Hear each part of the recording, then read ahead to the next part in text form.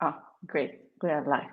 So, hello everyone. I'm super excited for this episode of Coffee with Gable. I'm here today with Tracy, who is VP Real Estate and Workplace and Remote Experience at Twitter. So, oh my God, thank you for being here. Uh, a little bit of a crush. So, I'm very, very excited to have you on board.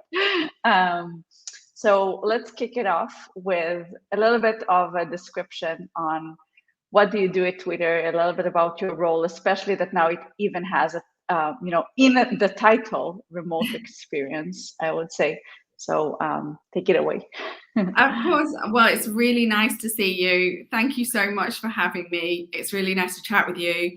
Yeah, I know that title is a little bit of a mouthful, and we need to think about it actually, because we really, really hate the word remote, because remote kind of infers that like there's this center of gravity, and then if you're not in the office somewhere, you're off like on Mars and forgotten about. So we're doing a lot of thinking about that, and I need to work that into my title as well. But yeah, it's a pleasure to be here. Yeah, I work at Twitter. I've been there since 2013. Before that, I was did a stint in like the fashion world, but overseeing real estate for them.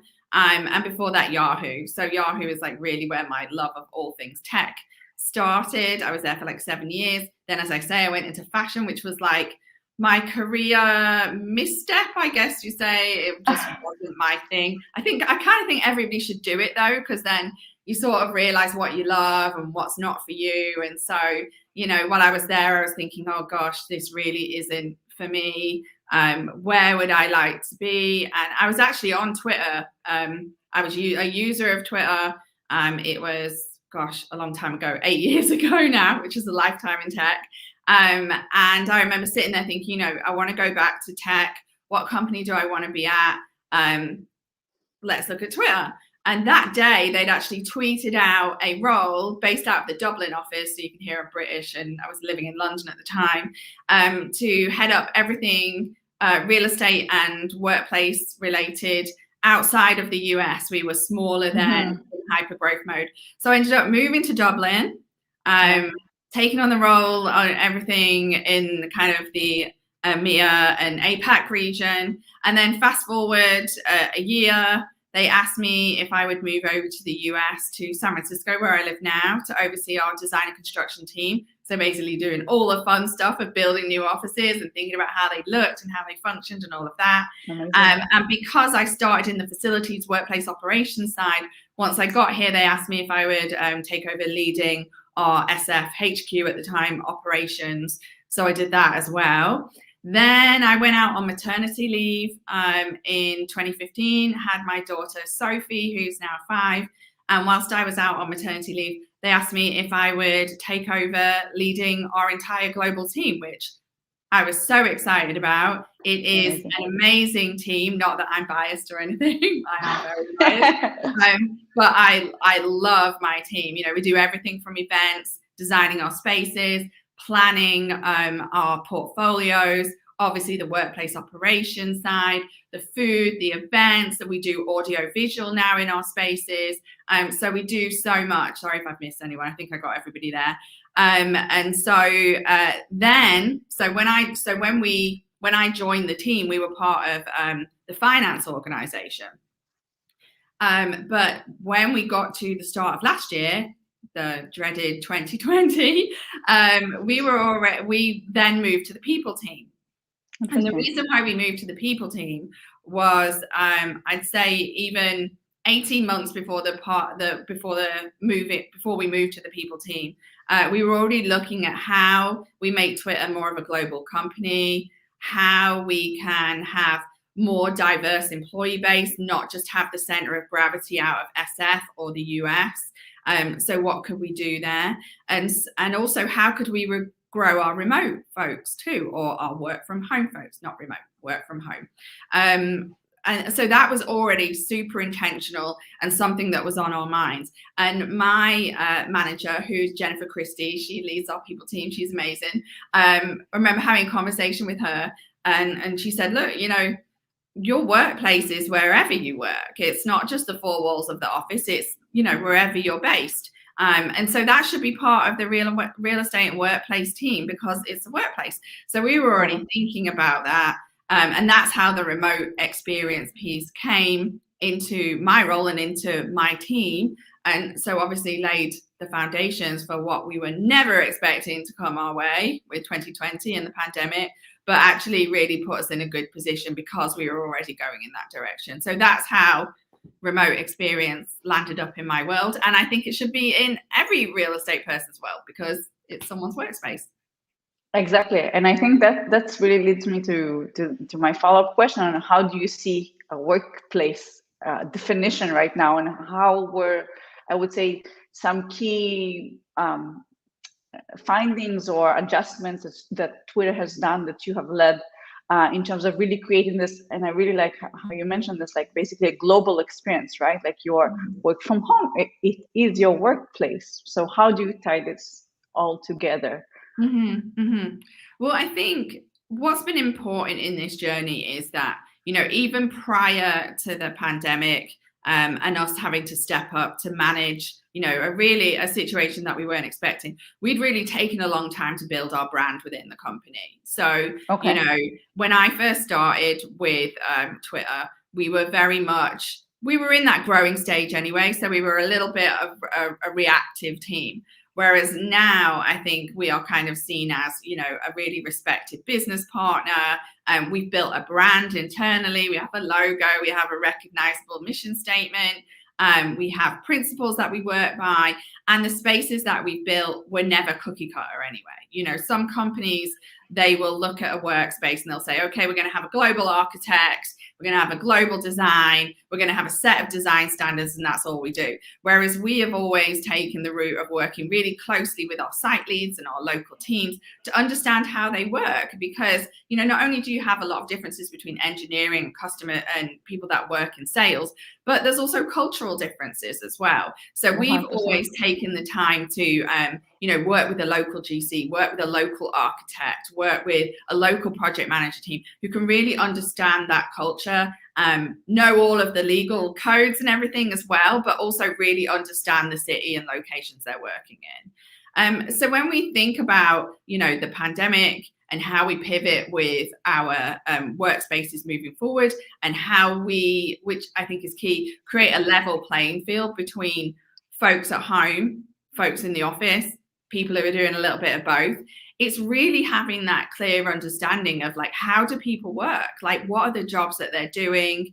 And what are they expecting, and what are their intentions when, we go back to a place where, hopefully normal-ish, we can open offices and people really truly have the choice of coming in or staying at home or doing a little bit of both. Because let's be honest, right now they don't, because children can't be vaccinated yet. People are still a little bit afraid of maybe getting on public transport. So we really don't have a good basis really for people to say, okay, I can make a safe decision to come into the office if I want to. We've been doing also to really understand what our offices need to look like and how we need to support folks in the future, just generally. We've been doing pulse surveys throughout the pandemic. So our employees have been telling us, actually, most of them, I think close to 80% of them, want to do that kind of hybrid approach where they're coming into the office and they're spending some time at home. It's still, whilst our remote employee base has been growing, and it's been growing a lot, it's still, the majority of the company that wants to be in an office, say 2-3 days a week. So, having that space for them is really important. And it's also not just for one usage either. Some people are telling us, I need the office to focus because my at-home situation just doesn't work for me focusing. Other people are saying, I need it for that collaborative or that social interaction, getting teams together in person just for certain different meetups. And so when we think about how our spaces are changing and how we design our spaces, it's really around how our employees need to work.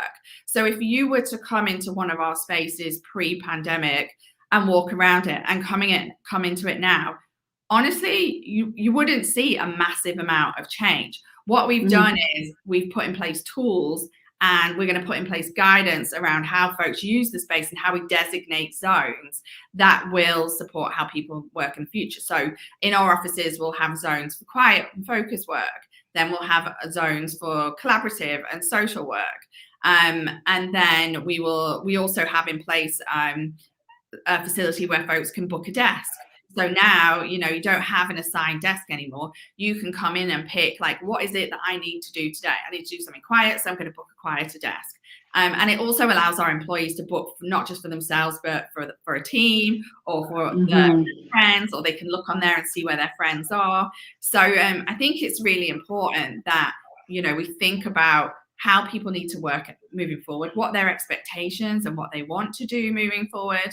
And then other things that we need to do to support that maybe aren't around the physical workspace. We've lent into a lot more asynchronous work.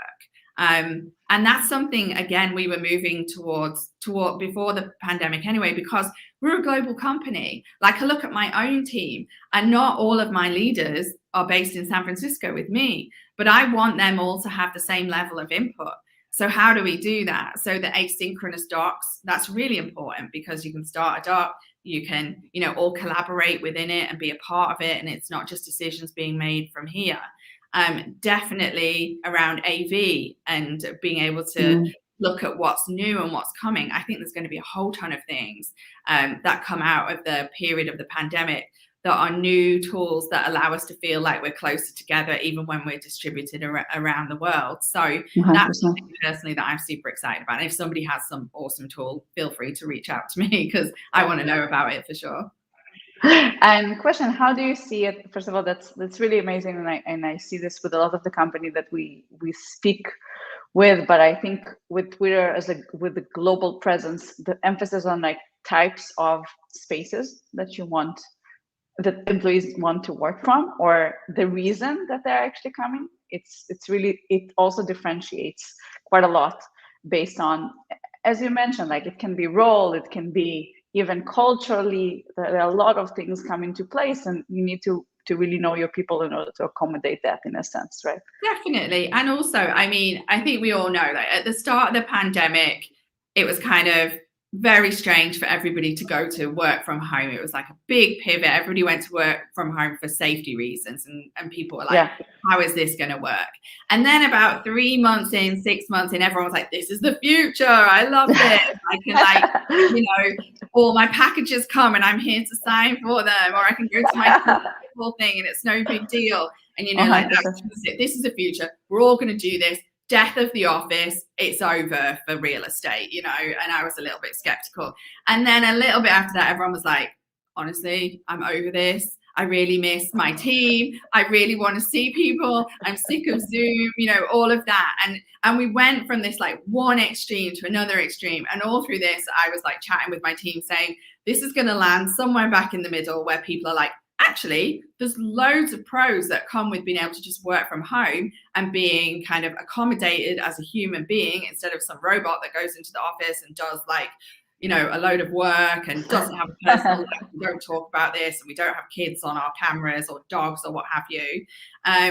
But then also, there's a reason why, we have a really nice culture at Twitter, and that is because of the people. And some of that we can replicate from home. Some of that is great to do in person. And our employees are all individuals with different preferences, different approaches. And that's how I kind of think our approach to space should be. And we should be thinking, I think the biggest challenge with this is creating that level playing field. And ensuring that everybody, regardless of where they are, have equal access and participation in the culture, feel like they're getting to do just as meaningful work, regardless of where they are, and that they can grow their careers. And for me, that's around, some of the things that you build into the space, but it's also around having like shared company goals, being really clear about your team goals too, having great communication, making sure that you're training managers to really care about their people, care about their careers, have regular touch points, having forums at companies where anybody can ask a question. We have all hands at our companies where Jack and the rest of our leadership attend, and our employees are on Slack asking questions and are able to ask questions live sometimes too as well. And I think that there's no one thing that is like, this is the holy grail that is going to make the future of work. It's like a layered approach of communication, tools, making sure that when we go back into the office, we're not just reverting to old behaviors. Like, I'm talking to Jim at the water cooler, but Sally should be included in this conversation. Would it be better that we note this in a doc? Would it be better that we jump into a room and just like dial them in and have a chat? One of the things that we're doing as well is we brought in a couple of things that are easy for our employees to remember. So one of the things we say is think async. So when you're chatting about something, would it be helpful to have this asynchronously as well? And also, we call our employees tweeps. See, it's Twitter, so employees tweeps. And so we have this new approach that we've called one tweet, one screen. So if we're in a meeting room, rather than dialing into the room system and everybody being on the camera and kind of like, there's two people at home, you can see these tiny little ants of people at the other end. Bob, is that Jim? I'm not sure.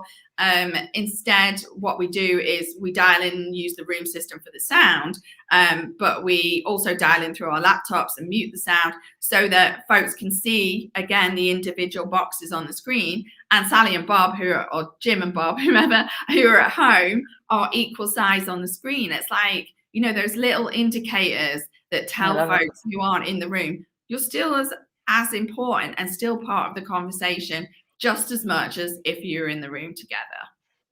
I love it. I think that's part of the focus that a lot of companies are having right now, is like, how do you create one? You mentioned culture multiple times. So I'm wondering if you, have any suggestions or insights. I'm sure you have a lot on like changes that you have done to make employees feel equal, I would say.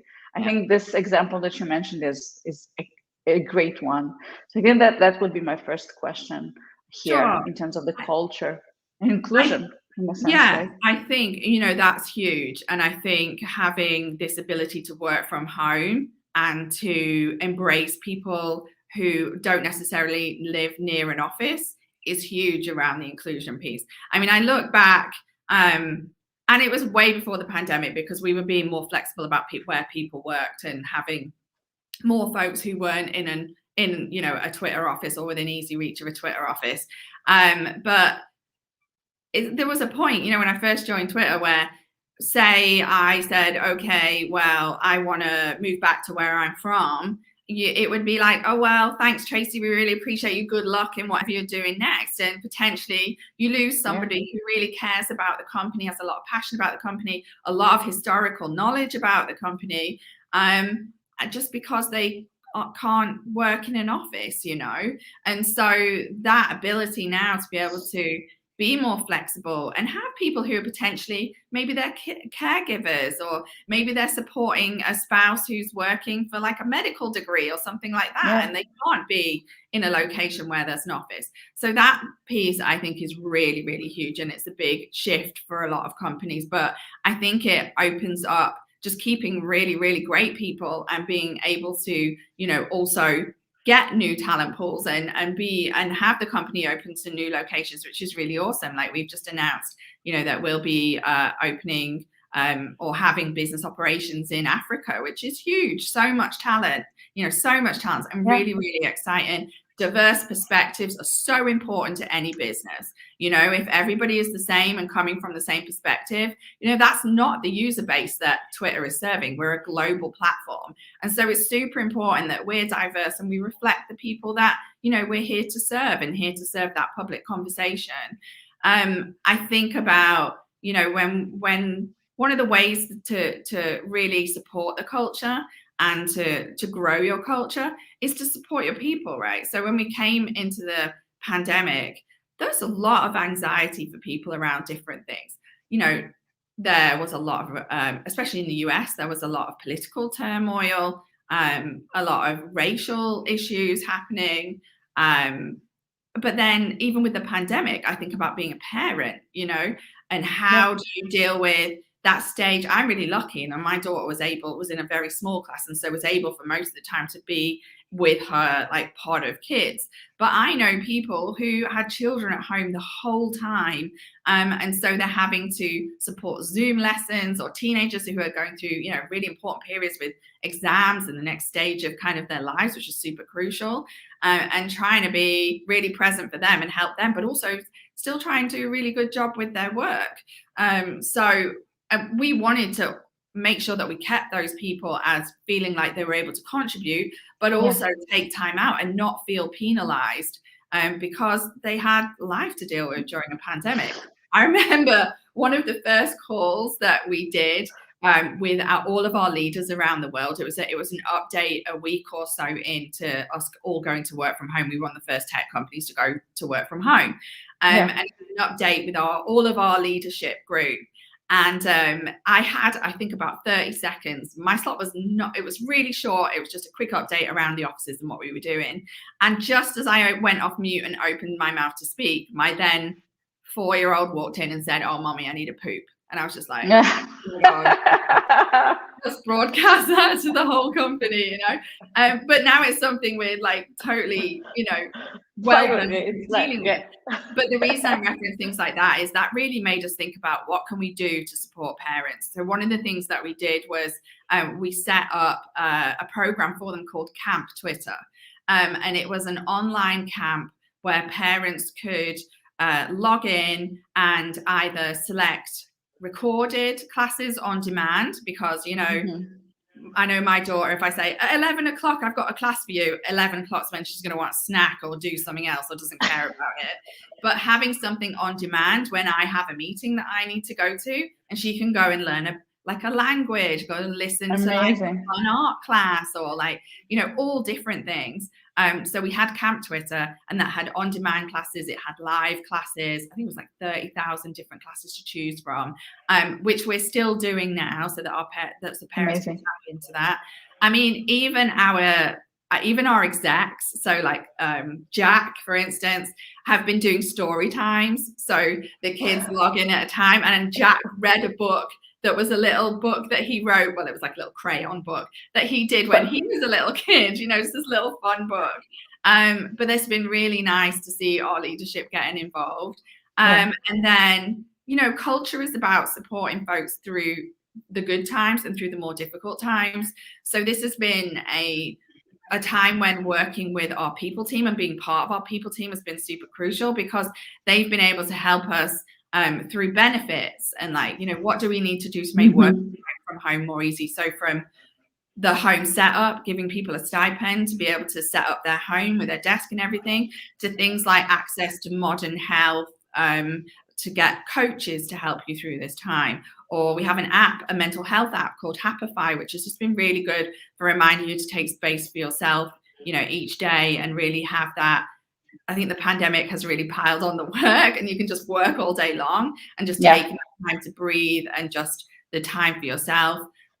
Twitter, I have to say as well, really thinks about its employees from like what's happening in the world. Again, we're a very diverse company. And so, you know, different parts of our communities feel things more deeply at different times. And so we have what we call, everything is bird related when you work at Twitter, by the way. So we have talks, which are specifically centered on different things that are happening in the world, that people can come and talk, or they can just listen and be educated around, you know, what somebody else in the company who is a colleague but might be in a different community is experiencing. And that allows them to become an ally and to just be conscious of, you know, when we're putting out work to be done, that other people are dealing with things, you know, outside of work, which I know bringing the whole self to work is not for every company, but for us, it's a huge deal.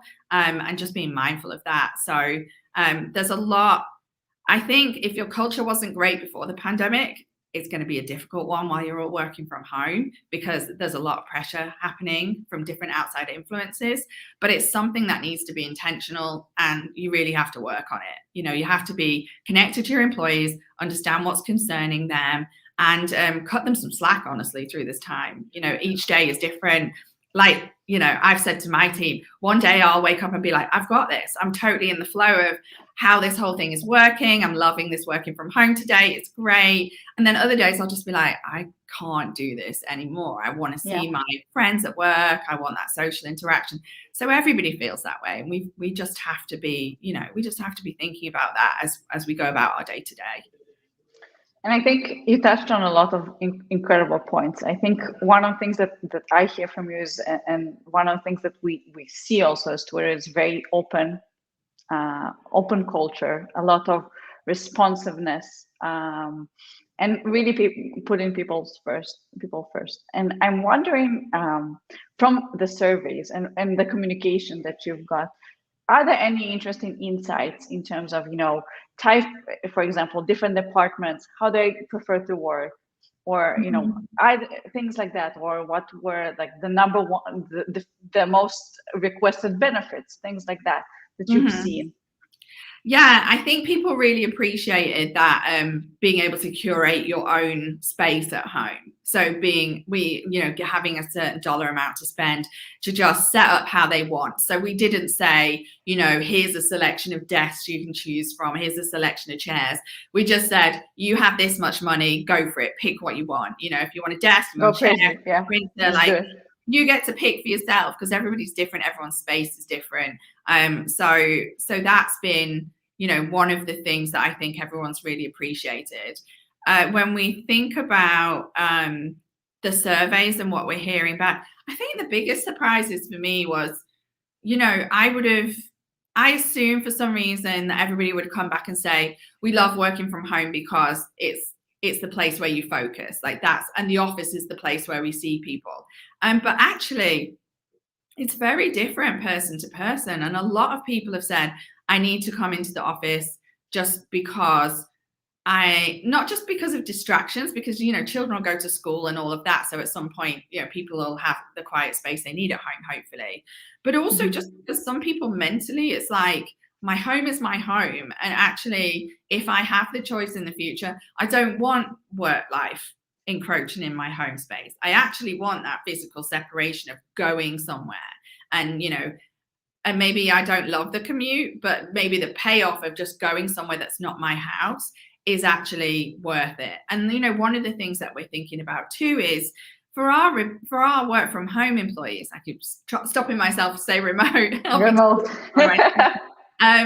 For our work from home employees, even when we survey them, we say to them, we surveyed the whole company and said, what do you intend to do moving forward based on how you're feeling now? And by the way, you can change your mind in the future if you want to. We're not going to say, you said work from home, so you can never come into the office. Never coming back. You can change your mind. But even the folks who said, I want to work from home permanently, quite a few of them then actually said, yeah, but I'd like to go into an office a couple of times a month. And so we're like, okay, so maybe you're in Portland where we don't have an office, so what can we do?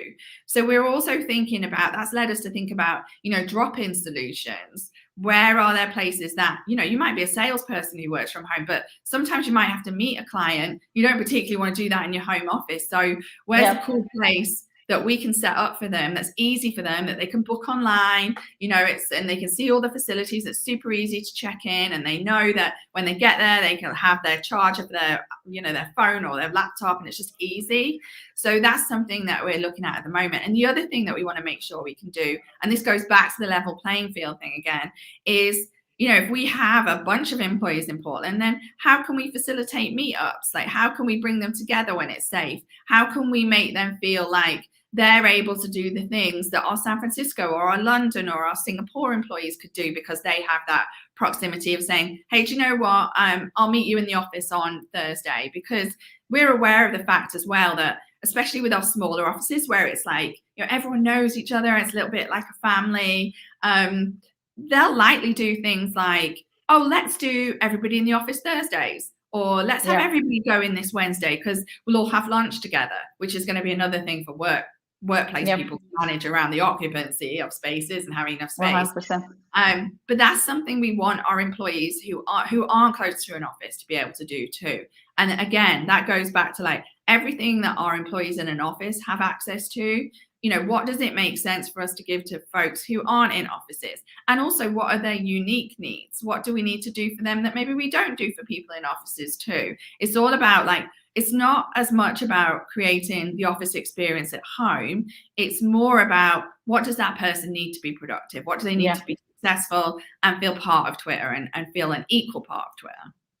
I love it. I love it. And I think that's such an amazing thing to think about is, again, not everybody has the same playing field. Not everyone has the same access, but how do you optimize for what is important to you, which is really what the key here. Question about you. What's your ideal workplace environment? How would you describe it? I mean, it also depends on what I'm trying to do that day. So, I mean, I love being in the offices. Again, I'm kind of biased about that, but we've spent a lot of time and thought building really special experiences in our offices. Yeah. You walk into a Twitter office, you know where you are. You feel part of the brand. You get that buzz. There's a reason why our visitors want to come into our office, because they want to get a picture by, the Twitter bird. It's a special face. And so for me, I do love coming into the office, and I know in the future my ideal is probably going to be around that 3 days a week coming into the office. And now I have that flexibility of being able to go. We use Robin for our room bookings and for our desk bookings, of being able to go into Robin and go, do you know what? I'm not fixed in a desk now. I can sit anywhere I want. So I can have that cool desk by the window, or I can sit in Perch with the birds. Perch is our coffee to come and visit when we're open again. Maybe I'll sit in Perch today because I want a bit of a buzzy environment.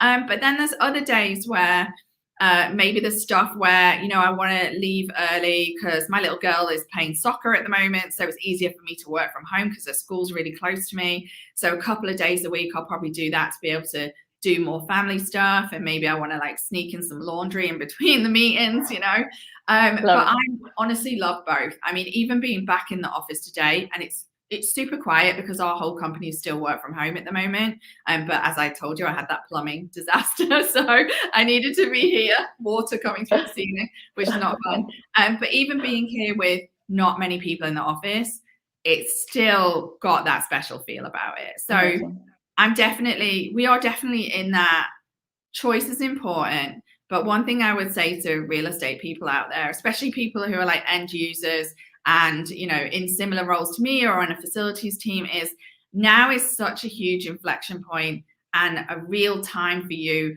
to grow the remit of your team, to get involved in really exciting things, to chart the future of how work is going to look at your companies. And it's scary because it's change. And some of it's unknown. And if folks are saying to you, and you're reading things like, this is the future, this is what it's going to look like, no one knows at this point. It's all going to be experimentation, trying things out. There is no holy grail answer at the moment. It's going to be iteration. But it has opened up such a world of opportunity for my team to be involved in a lot of how do we do virtual events, and what's the office going to look like when we come back, and how do we think about workplace strategy and designing our spaces moving forward, and how do we stay connected to our employees. We are on the forefront of that. That has raised the profile of my team. We have been presenting to what we call staff, which is our leadership, on a regular basis. We have been in our big company all hands, which we call our one team. And this is a great way for you to show the rest of your companies what your team does, what real estate does, why it's super important, how we're at the cutting edge of what's coming next, and how we can be those critical business partners and advisors. Now's the time to get away from being the reactive and really super proactive. And there are so many folks out there. You've only got to look at your chats that you've done and on LinkedIn who are really thinking about the future. And it's not just about, the physical space. It's also about accommodating different types of employees. So, you think about things like accessibility, and that's not just about, people who, you can see have some kind of physical situation that you need to accommodate. It's also, neurodiversity, and that's apparently that 30% of a workforce has some kind of neurodiverse. Wow. yeah, it's really amazing, and there's all sorts of different kind of like ADHD and different things that I am clearly still educating myself around, but I want our Twitter spaces to be accessible to anybody and welcoming to anybody. And so that's another thing to think about when you're thinking of level playing field, folks at home, people coming into the offices. You have tons of different populations to accommodate. So sorry, I went off on a tangent there, but I'm so passionate about no, but it shows, and I completely agree. It shows. Yeah, and it gives a lot of opportunities. That's also so the bottom line. Like, so many. And I see leaders even before the pandemic, when you go and meet with somebody within a business, we start talking about square footage and leases, and it's like, let's be honest, not the most exciting things. Like, we love it, it's our bread and butter, but that's not exciting to people in the business. And so, you know, we need to be connecting with the business and what they need and understanding what they care about. And then suddenly real estate is relevant, you know, facilities and workplace operations, super relevant, because we can make that correlation and join the dots between what is it the business wants, what is it that we do. And that's the opportunity 100%. That we have now as well. 100%.